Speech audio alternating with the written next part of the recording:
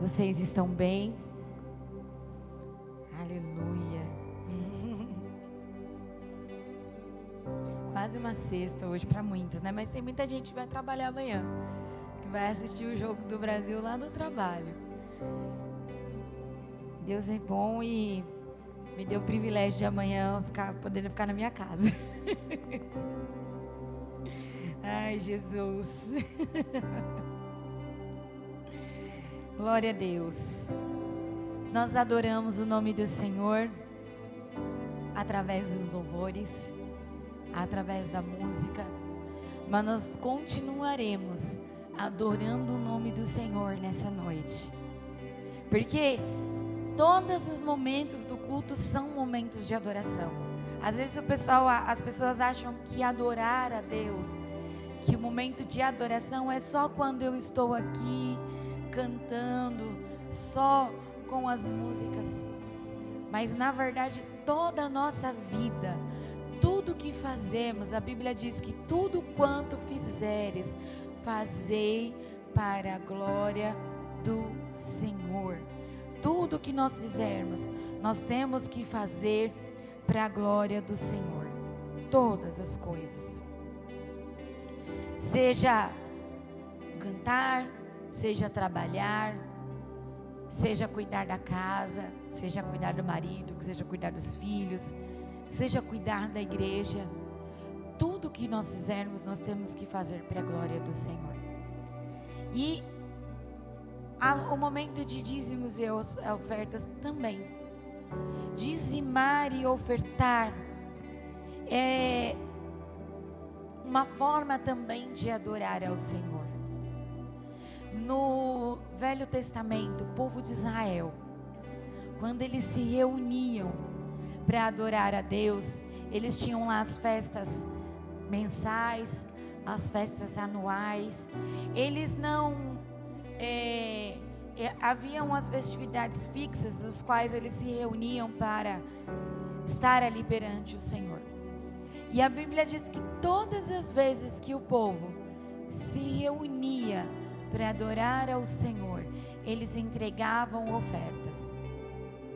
Porque nós muitas vezes temos na nossa mente que a oferta é só o dinheiro. Mas tudo na nossa vida é uma oferta. A partir do momento que eu entro neste local, que eu ponho o meu pé aqui dentro, eu já estou ofertando algo ao Senhor. Eu estou ofertando uma parte do meu tempo.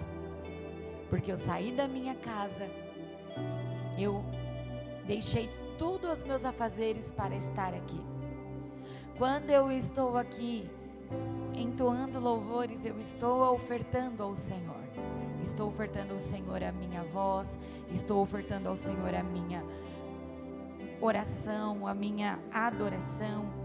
Eu estou ofertando a minha vida em rendição a Ele.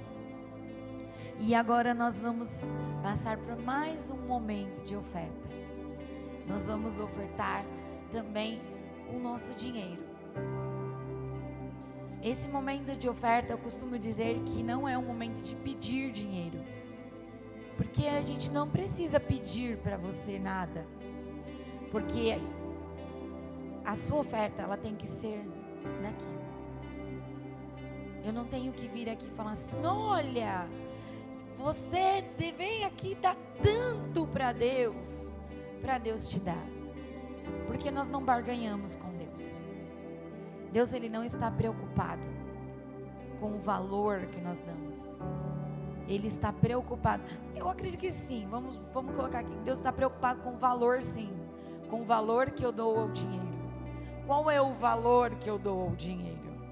Eu valorizo mais o dinheiro ou a Ele? Ele quer saber o quanto eu estou dando de valor ao dinheiro. Se é muito ou se é pouco. Ao ponto de trocá-lo pelo dinheiro. Não. Nós vamos ofertar nós ofertamos a nossa vida. E quando nós ofertamos a nossa vida, nós ofertamos tudo. inclusive o nosso bolso. A Bíblia diz que nós somos mordomos daquilo que o Senhor coloca na nossa mão. E o que é a mordomia? É você pegar algo e cuidar daquilo. Se você for a casa das pessoas ricas, a gente vê às vezes nos filmes, né? Tem o mordomo que é sempre o culpado de tudo. Tudo que acontece. Porque o mordomo está ali para cuidar. Ele é a pessoa que sabe de tudo. Ele cuida de tudo para o seu Senhor. E a Bíblia diz que nós somos mordomos daquilo que Deus coloca na nossa mão. Então Deus, Ele entrega na nossa mão para nós administrarmos, para nós cuidarmos daquilo que Ele colocou. E aí nós temos que cuidar da melhor maneira em prol aquele a quem eu estou trabalhando. Se eu sou mordomo do Senhor, eu estou trabalhando para Ele. Então eu costumo dizer que esse momento de ofertas que nós fazemos aqui não é para te pedir dinheiro, mas é para te ensinar dentro da palavra de Deus aquilo que a Bíblia diz a esse respeito, para que não sejamos enganados. E se você puder abrir a sua Bíblia em Neemias, capítulo 12.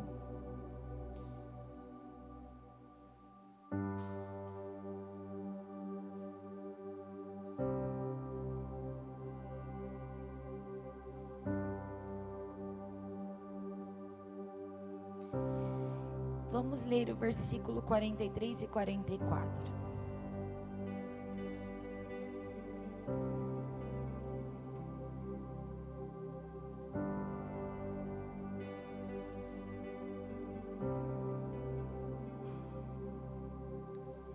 Neemias capítulo 12, versículo 43 e 44. Diz assim. Vou ler na versão NVI, nova versão internacional. Está King James, né? Vou ler ali da King James. E naquele dia, contentes como estavam, ofereceram grandes sacrifícios, pois Deus os enchera de grande alegria. As mulheres e as crianças também se alegraram, e os sons da alegria de Jerusalém podiam ser ouvidos de longe. Naquela ocasião foram designados alguns encarregados dos depósitos, onde se recebiam as contribuições gerais, os primeiros frutos e os dízimos. Das lavouras que havia em torno das cidades, eles deveriam trazer para os depósitos as porções exigidas pela lei, para os sacerdotes e para os levitas. E de fato, o povo de Judá estava satisfeito com os sacerdotes e os levitas que ministravam no templo. Amém? Como vocês viram, essa é uma passagem de Neemias, onde o templo é restaurado. O templo estava destruído e Neemias levanta um povo remanescente para que eles pudessem restaurar os muros de Jerusalém. E ali o povo se alegra, porque vieram muitos inimigos, muita gente tentou parar a obra, e quando eles estavam concluindo tudo, eles começaram a separar quem seriam os porteiros do templo, quem seriam os cantores, os sacerdotes começaram a se purificar, e o povo ficou tão feliz por ter concluído a obra ali do templo do Senhor, que a Bíblia diz que eles se reuniram para oferecer sacrifícios e se alegraram, porque eles estavam tão alegres que podia se ouvir até de longe a alegria daquele povo. Sabe por quê? Porque o templo havia sido reconstruído. Aquele povo,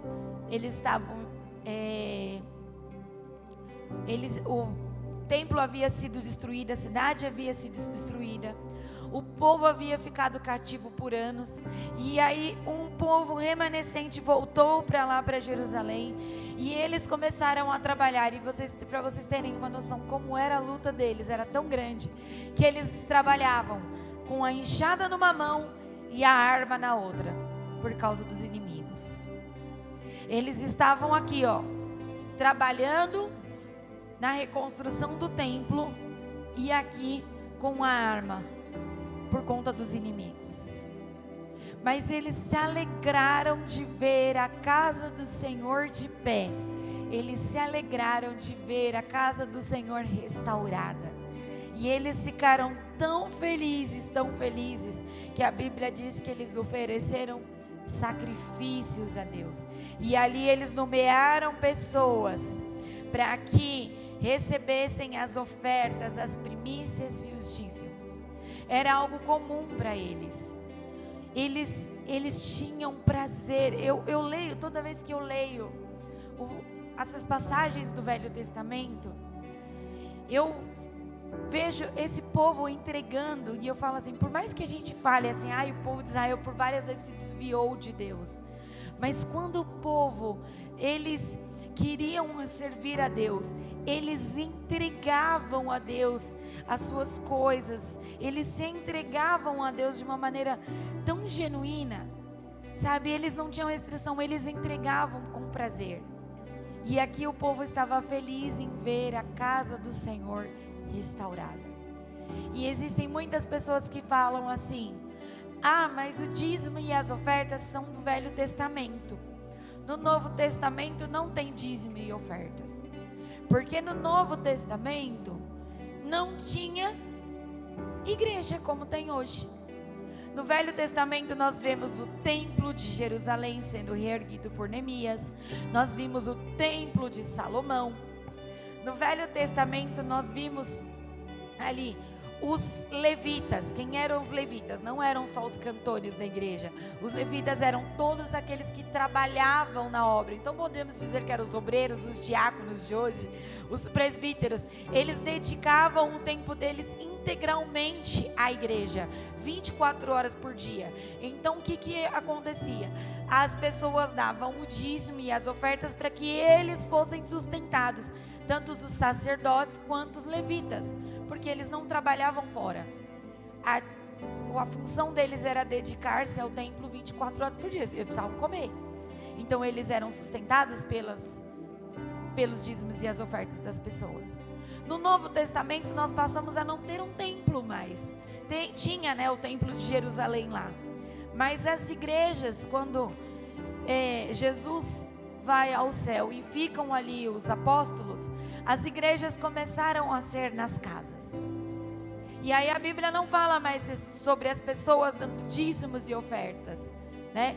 Mas a Bíblia diz sobre contribuições voluntárias que as pessoas davam. E diz que eles comiam de casa em casa e eles repartiam pão. E ninguém tinha falta de nada, porque um ajudava o outro. Então, por mais que muitos se falem assim, mas dízimo é do Velho Testamento. Mas no Novo Testamento, nós continuamos vendo ali a igreja ofertando, a igreja entregando. Um texto muito lido aqui, é sempre 2 Coríntios 9, que fala sobre entregar voluntariamente. Por quê? Porque a igreja é sustentada por isso. E ali ninguém tinha falta de nada. E quem nos conhece sabe aqui, além de nós mantermos luz, ar-condicionado, cadeiras bonitas, internet para o culto poder, para as pessoas verem, tem todas essas contas para pagar. Nós também, com toda a oferta e todo o dízimo que entra neste lugar, nós auxiliamos inúmeras vidas. Durante a pandemia, entregamos e abastecemos pessoas, inúmeras pessoas que nem conhecemos, com cestas básicas, com kits de higiene, com kits de limpeza. Temos o trabalho na África, temos o trabalho na casa de recuperação.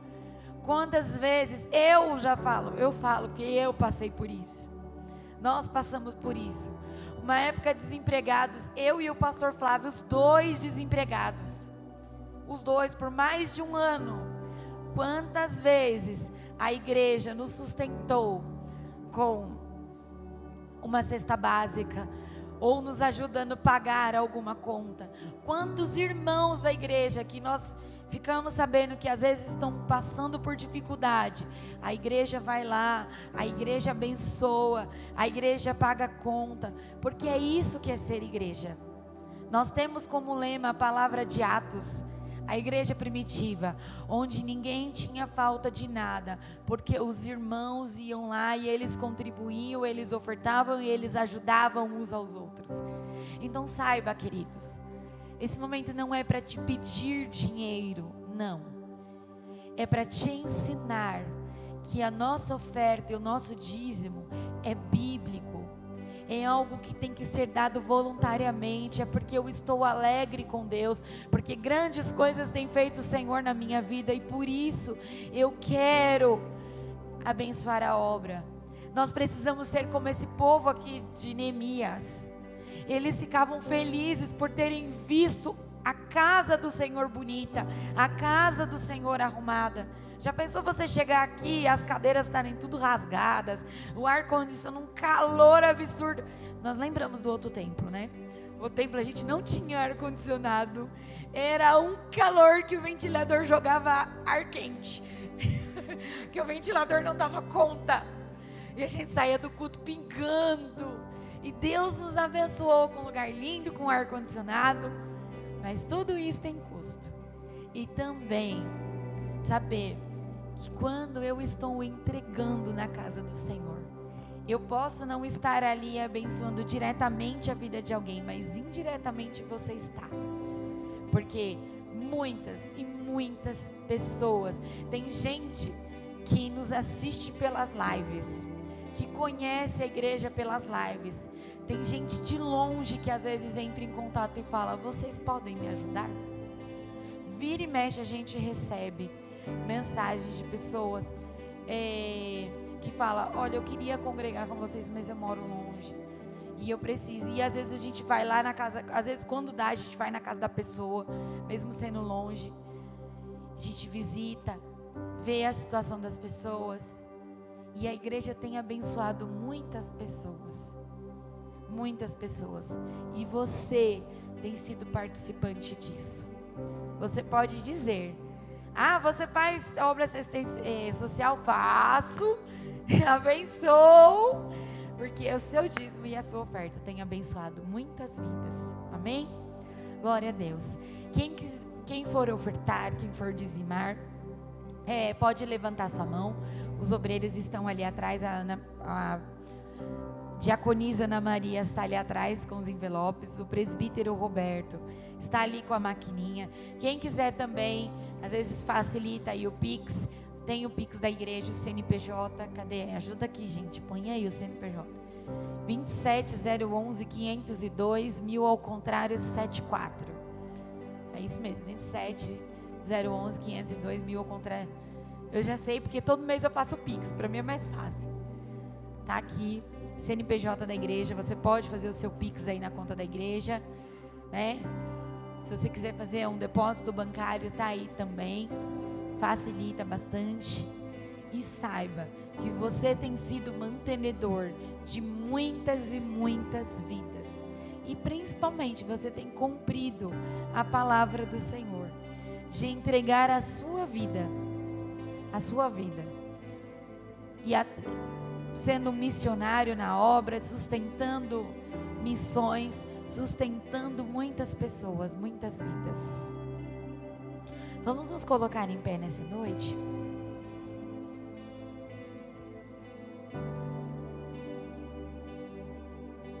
Vamos orar pelos dízimos, pelas ofertas. Pastora, mas hoje eu não trouxe, hoje eu não tenho. Amado, fique em paz. Você pode não ter hoje, mas depois você terá. E depois, durante a semana, eu quero abençoar, vou fazer um Pix que entrou um dinheiro. Fique à vontade. Mas o Senhor, Ele não quer o seu dinheiro. Ele quer o seu coração. Ele quer saber o quanto Ele reina na sua vida. Se quem reina mais na sua vida é Mamon, que é o Deus das riquezas, ou se é Ele. Por que eu digo isso? Porque tem gente que tem uma dó de dar dízimo e oferta. Tem gente que fala assim: mas se eu tirar vai faltar.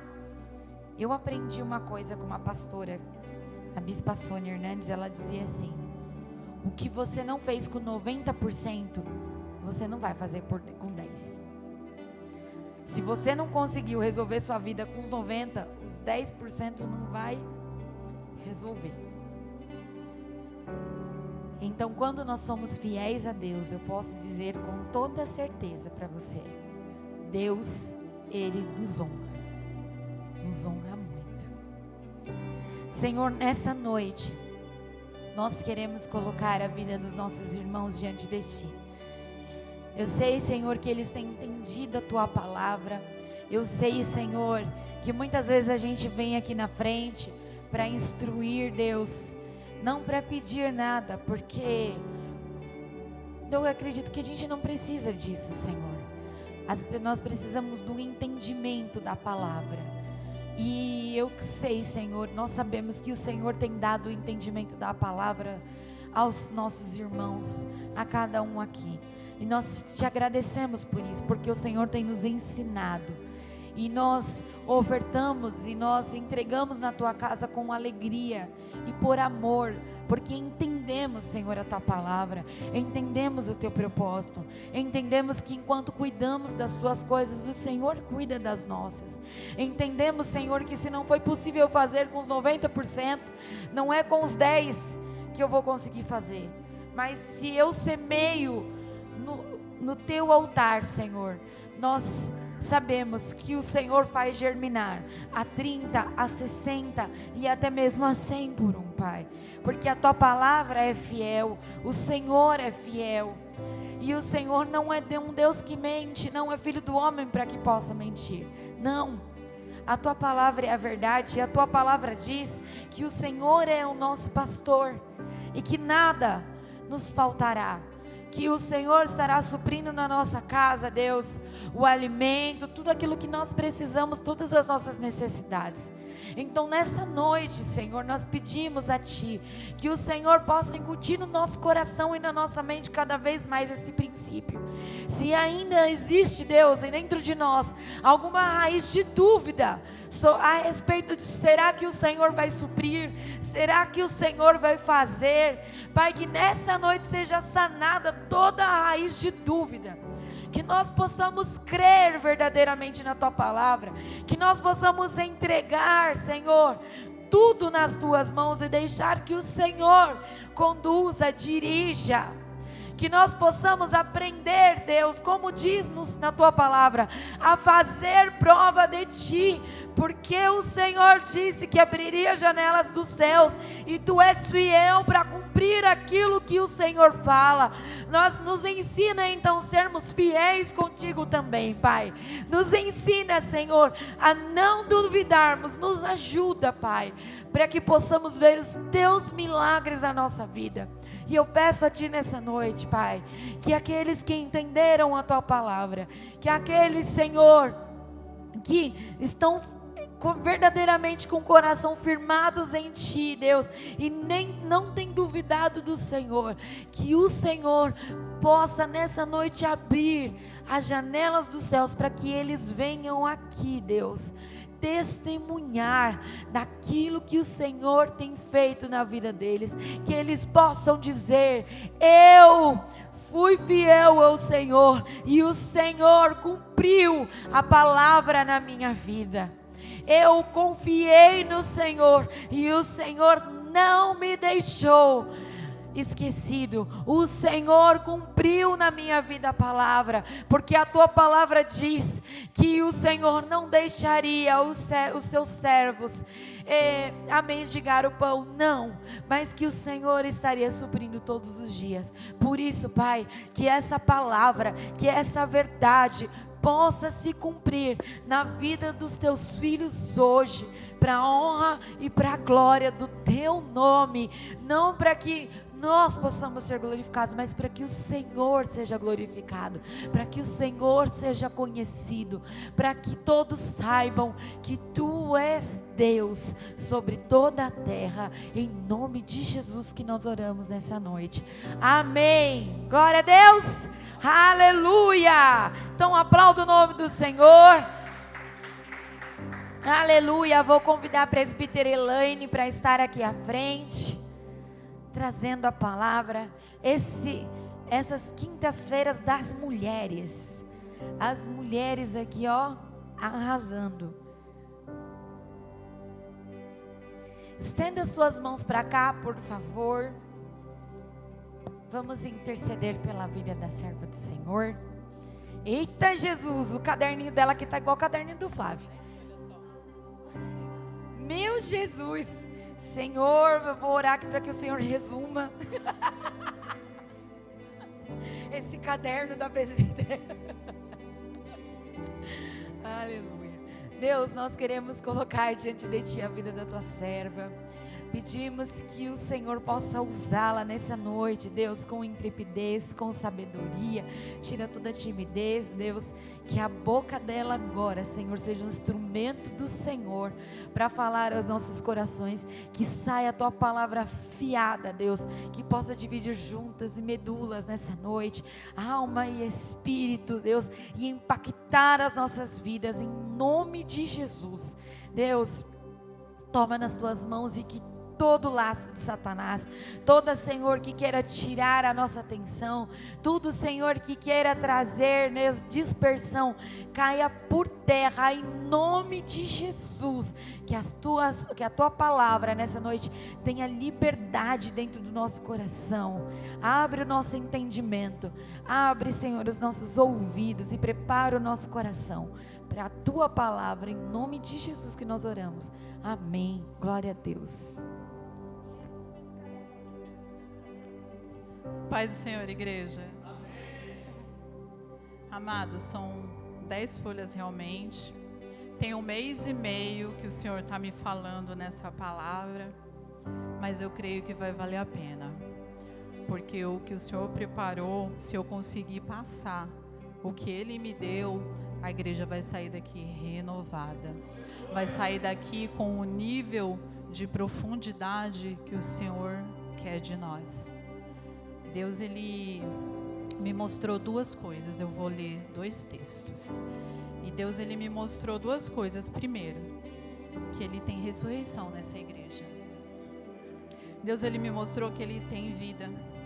Ele quer derramar vida sobre casamentos, sobre ministérios. Deus, Ele quer fazer algo maravilhoso no nosso meio, nessa noite.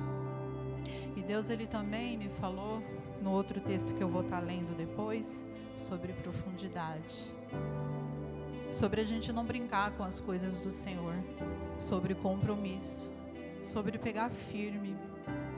Sobre não brincar de ser crente, porque como sempre é falado aqui nesse altar, o diabo não está brincando de ser diabo. E nem Deus está brincando de ser Deus. Então que a gente venha entender, né, o que essas 10 páginas aqui vão falar.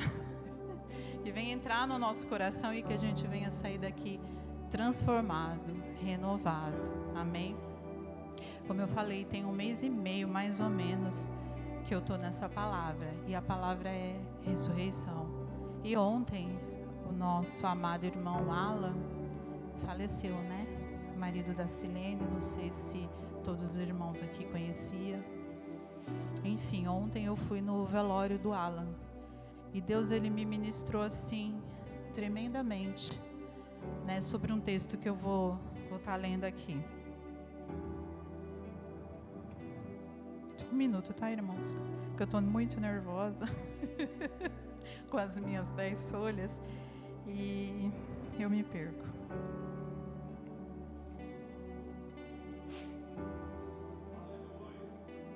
Jesus, Ele disse assim: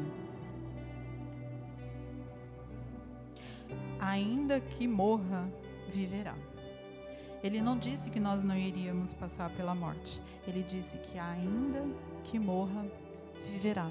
Então eu creio que o nosso irmão Alan está na eternidade.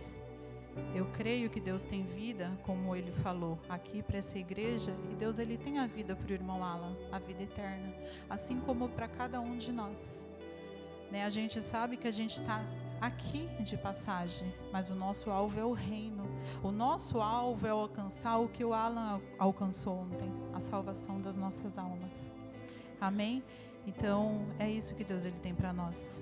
Vida eterna, vida de vitória também aqui nessa terra, porque Ele é conosco. Amém? Eu vou estar lendo João 11, se o irmão João puder colocar, por favor. Aí os irmãos podem estar abrindo Evangelho de João 11. É um texto muito conhecido. Na minha Bíblia está assim: a morte do amigo Lázaro. Jesus ressuscita Lázaro. Já assim falou forte no meu coração já desde aqui. A morte do amigo Lázaro. Ele era amigo de Jesus, amém? Posso ler? Todos acharam? Ora, estava enfermo um homem chamado Lázaro, de Betânia, aldeia de Maria e de sua irmã Marta. E Maria, cujo irmão Lázaro se achava enfermo, era a mesma que ungiu o Senhor com bálsamo e lhe enxugou os pés com os seus cabelos. Ou seja, Maria também era amiga de Jesus. Ela também servia a ele, ela também caminhava com ele. Mandaram, pois, as irmãs dizer a Jesus: Senhor, eis que está enfermo aquele que tu amas. Jesus, porém, ao ouvir isso, disse: essa enfermidade não é para a morte, mas é para a glória de Deus, para que o Filho de Deus seja glorificado por ela. Jesus amava Marta, Maria e Lázaro. Quando, pois, ouviu que estava enfermo, ficou ainda 2 dias no lugar onde se achava. Vou pedir para a igreja repetir comigo. Jesus, ele ainda ficou 2 dias. Repete, 2 dias. Fixa isso. Depois disso, disse a seus discípulos: vamos outra vez para a Judeia. Disseram eles: Rabi, ainda agora os judeus procuravam apredejar-te, e voltas para lá? Respondeu Jesus: não são as 12 horas do dia? Se alguém andar de dia, não tropeça, porque vê a luz desse mundo. Mas se andar de noite, tropeça, porque nele não há luz. E tendo assim falado, acrescentou: Lázaro, o nosso amigo, dorme. Lázaro o que, igreja? Mas eu vou despertá-lo do sono. Disseram-lhe, pois, os discípulos: Senhor, se dorme, ficará bom. Mas Jesus falara da sua morte, eles, porém, entenderam que falava do repouso do sono. Então Jesus disse claramente: Lázaro morreu, e por vossa causa folgo que eu não lá estivesse, para que creiais, mas vamos ter com ele. Disse, pois, Tomé, chamado Dídimo, a seus condiscípulos: vamos nós também para morrermos com ele? Chegando, pois, Jesus, encontrou-o já com 4 dias de sepultura. Betânia ficava distante de Jerusalém cerca de 15 estádios. E muitos dos judeus tinham ido visitar Marta e Maria para consolá-las acerca de seu irmão. Marta, pois, ao saber que Jesus chegava, saiu-lhe ao encontro. Maria, porém, ficou sentada. Disse, pois, Marta a Jesus: Senhor, se tu estivesses aqui, meu irmão não teria morrido. E mesmo agora sei que tudo quanto pedires a Deus, Deus te concederá. Respondeu-lhe Jesus: teu irmão há de ressurgir. Disse-lhe Marta: sei que ele há de ressurgir na ressurreição do último tempo. Declarou-lhe Jesus: eu sou a ressurreição e a vida. Quem crê em mim, ainda que morra, viverá. E todo aquele que vive e crê em mim, jamais morrerá. Crês nisso? Respondeu-lhe Marta: sim, Senhor, eu creio que tu és o Cristo, Filho de Deus, que havia de ter vindo ao mundo. Dito isto, retirou-se e foi chamar Maria em segredo, sua irmã, e disse-lhe: o mestre está aí e te chama. Ela, ouvindo isso, levantou-se depressa e foi ter com ele. pois Jesus ainda não havia entrado na aldeia, mas estava no lugar onde Marta o encontrara. Então os judeus que estavam com Maria em casa a consolavam. Vendo-a levantar-se depressa e sair, seguiram-na, pensando que ela ia ao sepulcro chorar. Tendo, pois, Maria chegado ao lugar onde Jesus estava e vendo-o, lançou-lhe aos seus pés: Senhor, se tu estivesses aqui, meu irmão não teria morrido. Jesus, pois, quando a viu chorar, e chorarem também os judeus que com ela vinham, comoveu-se em espírito e perturbou-se. E perguntou: onde o puseram? Responderam-lhe: Senhor, vem e vê. E Jesus chorou. Disseram então os judeus: vedes como ele o amava? Mas algum deles disseram: não podia ele, que abriu os olhos ao cego, fazer também com que esse não morresse? Jesus, pois, comovendo-se outra vez profundamente, foi ao sepulcro. Era uma gruta e tinha uma pedra posta sobre ela. E disse Jesus: tirai a pedra. Marta, irmã do defunto, disse-lhe: Senhor, ele já cheira mal, porque está morto há 4 dias. Respondeu-lhe Jesus: não te disse eu que, se creres, virá a glória de Deus? Tiraram então a pedra, e Jesus, levantando os olhos ao céu, disse: Pai, graças te dou, porque me ouviste. Eu sabia que sempre me ouves, mas por causa da multidão que está em redor é que assim falei, para que eles creiam que tu me enviaste. E tendo dito isto, clamou em voz alta: Lázaro, vem para fora. E saiu o que estivera morto, ligado os pés e as mãos com faixas, e o seu rosto envolto num lenço. Disse-lhe Jesus: desliga-o e deixa-o ir. Amém? Essa palavra, como eu falei desde o começo, ela vem falar de vida, de ressurreição. Mas o que eu queria estar passando para a igreja? Lázaro, ele não era estranho, ele era amigo de Jesus. Mas o fato de Lázaro ser amigo de Jesus não o isentou de passar pela enfermidade, não o isentou de passar pela morte. Mas a enfermidade de Lázaro, como foi lido aqui, ela era para a glória de Deus, como está escrito no versículo 4. E muitas vezes na nossa vida, quando alguma área da nossa vida está morta, também é para a glória de Deus. O deserto que a gente está enfrentando hoje é para glorificar Deus amanhã, é o seu testemunho. E muitas vezes naquilo onde a gente enxerga a morte, para Jesus está apenas adormecido. Ele não disse que Lázaro estava morto, ele disse: Lázaro, dorme. E eu vou despertá-lo do sono. Amados, onde a gente enxerga a morte, sendo a morte natural, a morte física, ou a morte em alguma área da nossa vida, onde a gente enxerga a morte, para Jesus está dormindo. Não está morto, está dormindo. E no versículo 5, me chamou a atenção, diz que Jesus, ele amava essa família.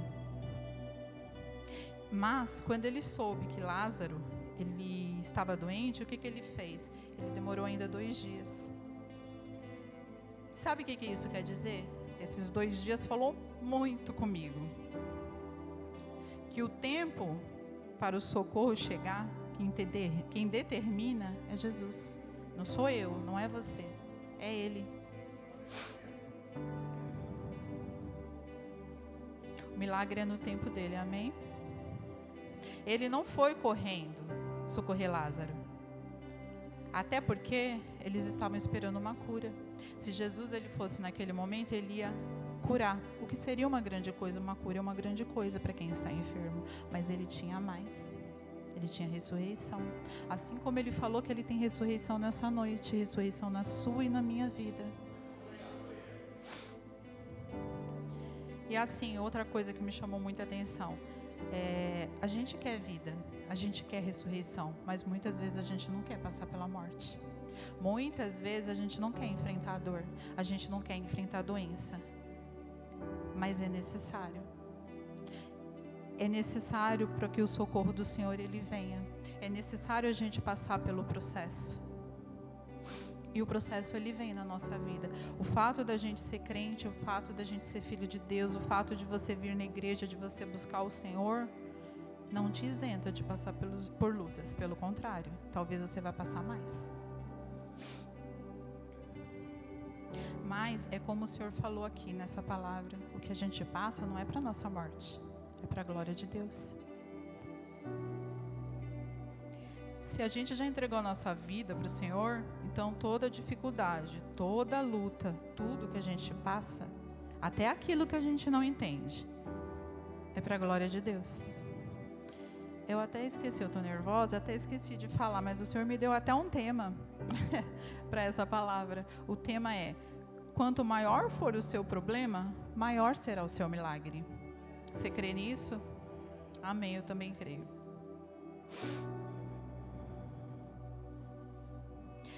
Outra coisa, no versículo 20, diz que Marta, quando ela soube, né, que Jesus chegou, ela foi ao encontro dele. E Deus ele falou muito comigo. Marta e Maria, elas pediram socorro de Jesus, não pediram? Elas pediram para irem lá e avisá-lo de que Lázaro ele estava enfermo. Só que o Senhor ele não veio correndo, ele esperou esses 2 dias. Mas mesmo assim, quando elas souberam que o Senhor estava lá, elas vieram, se prostraram. E no versículo 29 diz que Maria, quando soube, ela foi depressa ao encontro de Jesus. No 32 diz que Maria se lançou aos pés do Senhor em prantos. Amados, ela estava sofrendo a dor do luto, ela tinha perdido o irmão dela. Mas isso não impediu ela de adorar o Senhor. Ela estava em prantos, ela estava com dor, mas ela estava aos pés de Jesus. Ela não questionou por que Jesus não veio antes. E ela não parou de adorá-lo. Ela não falou que ia deixar de segui-lo porque o socorro não veio quando elas pediram. Sabe o que isso quer dizer? Que essa família adorava Jesus independente das lutas, das perdas. Elas estavam aos pés de Jesus. Isso era mais importante do que tudo. Isso é entrega. Isso é profundidade no Senhor. É quando você vem para a igreja porque você ama Ele, porque você sabe de onde Ele te tirou, porque você tem amor, você agradece o sacrifício que Ele já fez por você na cruz. Não é que você vem só buscar uma bênção. Tem muito crente que vem só buscar a bênção. E o Senhor, Ele não quer isso. Ele quer que a gente venha para ter relacionamento, para ter intimidade. E essas irmãos, essa família, eles tinham, independente da morte que se abateu sobre eles. Amados, não precisa abrir. Eu queria estar lendo aqui também, em Coríntios 15:19.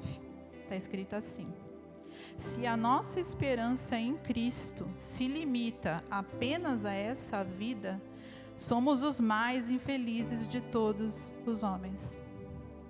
Amém, igreja? Você está entendendo o que o Senhor está falando com você? Que a nossa visão tem que ser o reino, não essa terra, não as coisas daqui, mas o reino. É para lá que a gente tem que lutar para ir. Isso tem que ser a coisa mais importante da nossa vida, a nossa salvação.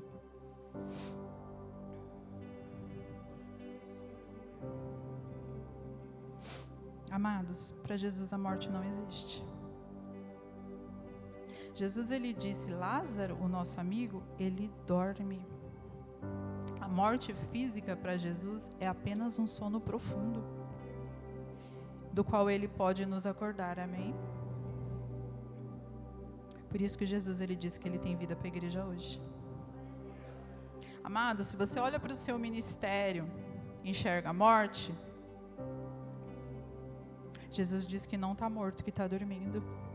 Jesus, ele diz que ele vai despertar, e vai ser essa noite. Se você olha para o seu casamento e enxerga a morte, Jesus te diz: não está morto, está dormindo e eu vou despertar. Se sua vida financeira aparentemente está morta, Jesus vai ressuscitar. Se seus filhos, para você, estão perdidos, estão mortos, de repente estão no vício, na rebeldia, enfim, para Jesus não está morto, está dormindo. E Ele vai ressuscitar. Amém? Jesus, quando eu estava fazendo essa palavra, Ele falou também que muitas vezes é a nossa fé que está morta. E sem fé é impossível agradar a Deus. Sem fé é impossível que se cumpram as promessas. Então o Senhor, Ele diz que Ele vai ressuscitar a sua fé também. Se a sua fé estava adormecida, o Senhor, Ele vai despertar nessa noite. Amém, igreja? E eu vou estar lendo um outro texto aqui, se o irmão conseguir colocar, Ezequiel 47.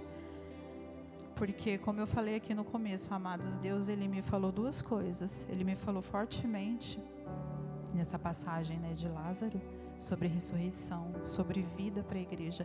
Mas Deus, Ele também me falou sobre profundidade.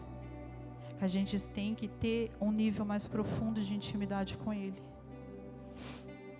Então eu queria estar lendo aqui essa palavra de Ezequiel.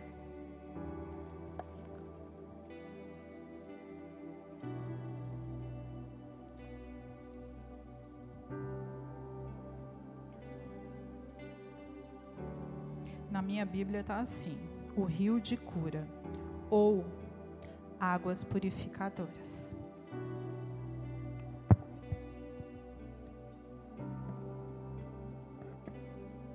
Mas só assim para a gente entender, essa passagem, ela é uma profecia, né, que Ezequiel teve uma visão. Só que assim, ela tem uma dupla referência. Ela tem dois sentidos. É uma palavra com dois sentidos. Amém? Ela tem o sentido que inclusive já está se cumprindo, né? Que fala onde o mar morto, ele vai voltar a ter vida. E isso já está acontecendo, né? A gente já está vivendo isso. Essa visão, ela já está se cumprindo. Mas essa palavra, ela também faz uma alusão a níveis de espiritualidade para os dias de hoje. Amém? E Deus, Ele vai falar nessa passagem sobre 4 níveis. E deixa eu estar lendo aqui.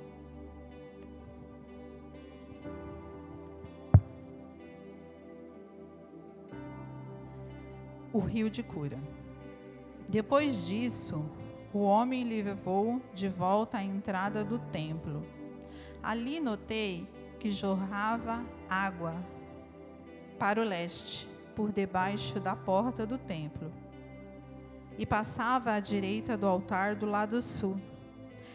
Ele me levou para fora do muro, pela porta norte, e me conduziu até a entrada leste. Ali vi que a água corria pelo lado sul da porta leste. O homem me conduziu pela água, e enquanto caminhávamos, ele ia medindo. Quando percorremos 500 metros, ele me levou para o outro lado do rio. Ali a água chegava aos meus tornozelos. Ele mediu mais 500 metros e atravessamos o rio novamente. Dessa vez, a água chegava aos meus joelhos. Depois de mais 500 metros, chegava à minha cintura. Então, ele mediu mais 500 metros, e ali a água era um rio fundo, o suficiente para atravessar a nado, mas fundo demais para atravessar a pé. E ele me perguntou: filho do homem, você está vendo? E me levou de volta à margem do rio. Ao voltar, fiquei surpreso de ver muitas árvores que desciam dos 2 lados do rio. Então ele me disse: esse rio corre para o leste, pelo deserto, até o vale do Mar Morto. E sua água tornará pura a água salgada do Mar Morto. Por onde a água desse rio passar, haverá muitos seres vivos. Jesus falando de novo aqui que ele tem vida nessa noite, amém? O mar morto ficará cheio de peixes, porque a sua água se tornará pura. Surgirá vida por onde essa água fluir. Amém, igreja?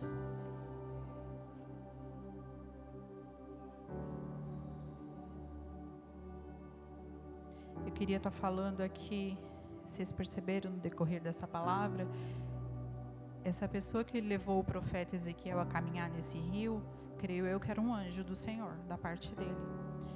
E ele caminhou durante foram quatro vezes que ele mediu, né, que ele fez a medição. Ele caminhou, a água estava no tornozelo. Ele mediu de novo, continuou caminhando, a água estava no joelho. Aí ele continuou mais uma vez, a água estava na cintura ou nos lombos. E na quarta vez que ele entrou nesse rio e mediu e continuou nessa caminhada, a água já submergiu, já virou um rio.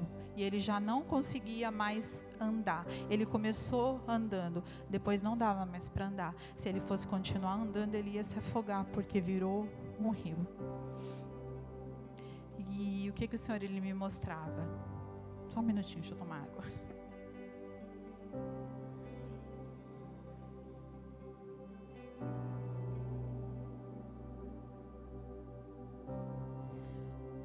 O que o Senhor me ministrou é que esse primeiro nível é quando a gente chega à igreja, né? A gente às vezes chega, na maioria das vezes, né? A maioria aqui não veio pelo amor, veio pela dor, né? Pelo menos foi assim comigo. Então a gente chega tão arrebentado que quando a gente chega a encontrar aqui esse rio, né? Do qual a gente estava lendo, a gente chega e só põe o pé, molha até o calcanhar. Por exemplo, se você se imagina, você está numa praia num dia quente que nem fez hoje, você está morrendo de calor, aí você chega e encontra água, você molha seus pés, o que você vai sentir? Refresca, não refresca? É um refrigério, não é um refrigério? É isso que o Senhor estava me mostrando, esse é o primeiro nível. Quando a gente chega, como eu falei, arrebentado do mundo e molha os pés, é o que? Quando você está começando a caminhar com o Senhor. Você está no primeiro nível, você não conhece Ele direito, mas você já encontrou um refrigério. Você já molhou seus pés, você sabe que Ele é bom, só que você está num nível raso. Você está no rasinho. Imagina como se você estivesse numa praia. Você entra, você está molhando os seus pés, mas você está bem no rasinho. Se você quiser sair, é fácil. Você dá um passo para trás e pronto. E isso, na vida do cristão, é quando a gente ainda não tem um comprometimento. Você ainda está no raso. Mas o que esse anjo, ele fala para Ezequiel? Ele fala, pode parar aí? Não, né? Ele fala o quê? Caminha mais 500 metros. Ele mede de novo. E Ezequiel, ele continua. Ele anda mais 500 metros. E quando ele anda esses 500 metros, a água está no joelho.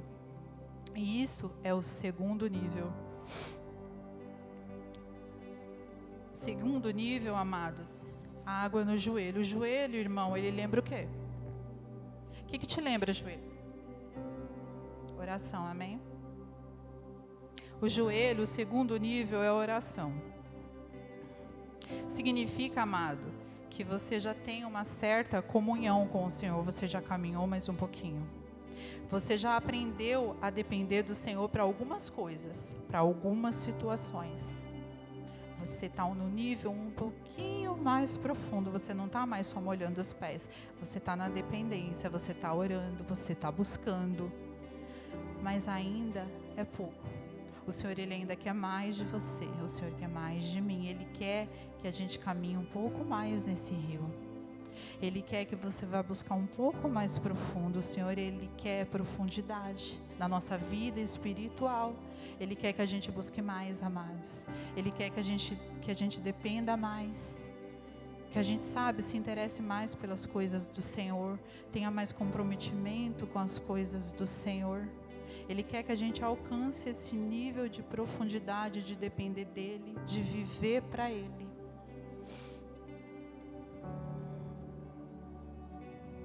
O joelho já é um nível melhorzinho, mas ainda é raso. Então o anjo ele manda Ezequiel caminhar mais meio quilômetro, acho que é isso, eu já esqueci. Mais 1 quilômetro, 500 metros. Então, manda ele caminhar mais 500 metros. E ele caminha, amados. Até então, ele ainda consegue andar nesse rio. Ele vai caminhando mais 500 metros e ele chega onde? Na altura dos lombos, ou na altura da nossa cintura.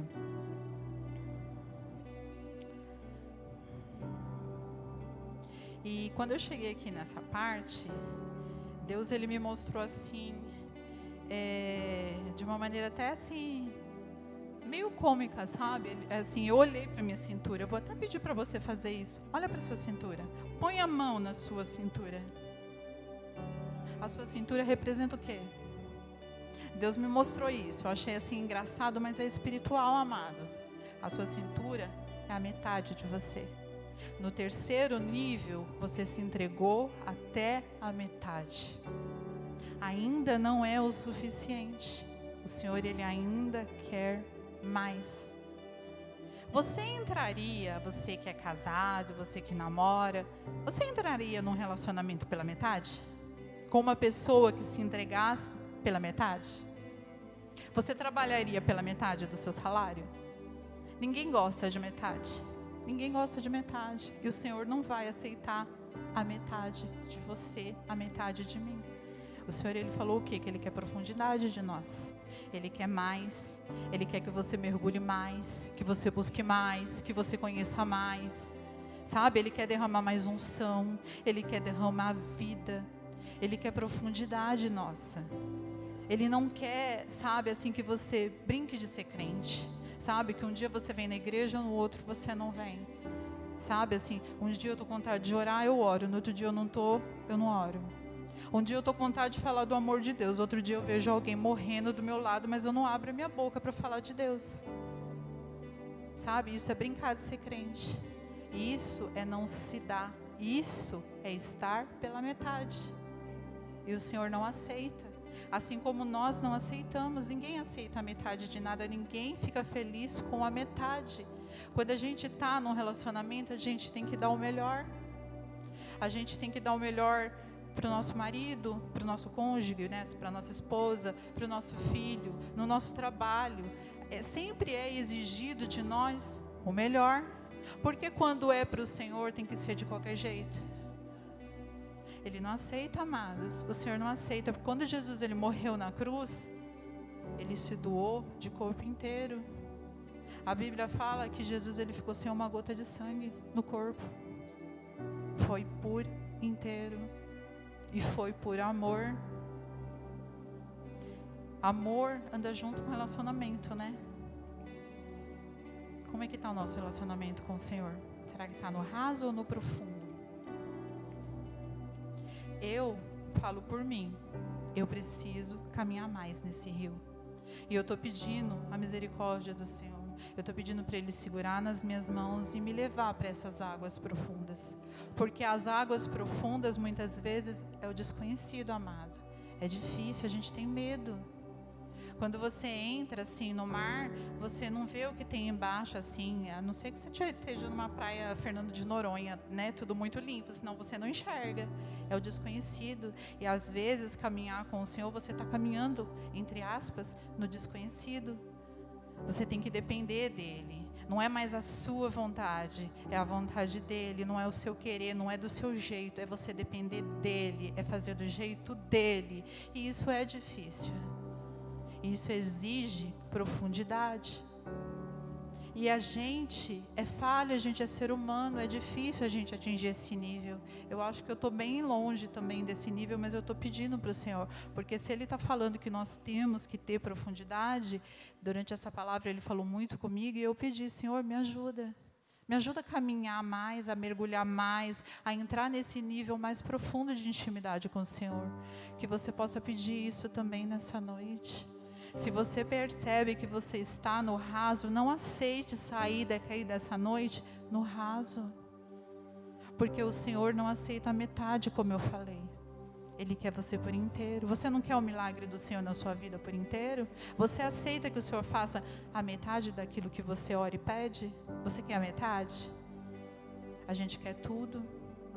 Só que se a gente quer tudo de Deus, a gente tem que também fazer a nossa parte, dar o nosso tudo. Deixar que Ele seja o nosso tudo.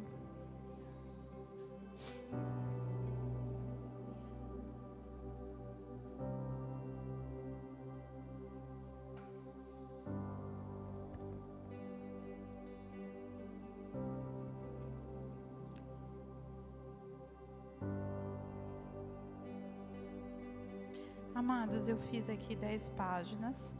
Mas assim, eu acho que a oração da pastora Lu foi muito boa. Mulher de fé, Deus respondeu. E vou pedir para o grupo de louvor estar vindo aqui. Não sei se eu consegui entregar tudo aquilo que o Senhor mandou, mas assim, não é pelo muito falar, né? Não adianta eu ficar aqui repetindo, né? Falando um monte de coisas. O que a gente tem que fazer nesse momento? Buscar essa profundidade, buscar essa vida no Senhor. Porque se Ele está falando que Ele tem vida, se Ele está falando que a gente tem que estar caminhando nesse rio, que a gente venha fazer isso durante o louvor. Faz do louvor a sua oração, faz do louvor a sua entrega. Às vezes o nosso dia é tão corrido, a nossa semana é tão exaustiva, as lutas são tantas. Às vezes a gente não tem tempo de orar, a gente não tem o tempo de se aprofundar. E aqui é o melhor lugar, aqui é a casa de Deus.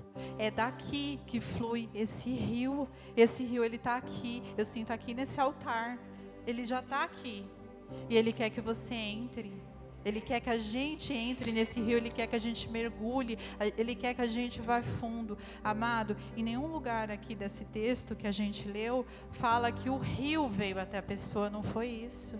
Não foi isso que a gente leu. A gente leu que o profeta Ezequias, de mãos dadas com o anjo, foi andando. Ele foi andando nesse rio, ele buscou essa profundidade, ele foi caminhando, até chegar no profundo, até chegar no rio, até chegar naquele lugar onde submergiu. Esse rio, ele está aqui. Esse rio é Jesus, esse rio é a presença do Espírito Santo, esse rio é a unção que Deus ele quer derramar sobre você, unção de alegria, unção de cura. O Senhor ele está aqui, o Senhor ele quer te tocar. Mas Ele depende da sua oração, da sua busca, do seu clamor, da sua entrega. É você que tem que fazer. O Senhor, Ele já deu a palavra. O Senhor, Ele já te prometeu vida. O Senhor, Ele já falou que Ele quer fazer isso. Agora vamos nós fazer a nossa parte. Pedir para a igreja ficar em pé.